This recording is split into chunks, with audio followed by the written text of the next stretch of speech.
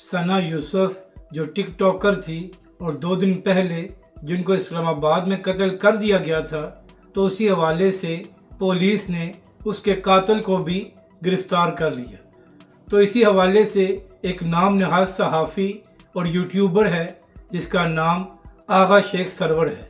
तो उसने ट्वीट किया और ये झूठ बोला कि जिस शख्स ने इस बच्ची को कत्ल किया है उसका ताल्लुक़ तहरीक लब्बैक से है और वो तहरीक लब्बैक का कारकुन रहा है। हालांकि इस बात में कोई हकीकत नहीं है और जिस शख्स ने कत्ल किया है उसका तहरीक लब्बैक या किसी भी सियासी जमात से ताल्लुक़ साबित नहीं हुआ, मगर ये शख्स इतने हसास मामले पर भी झूठा प्रोपेगेंडा कर रहा है।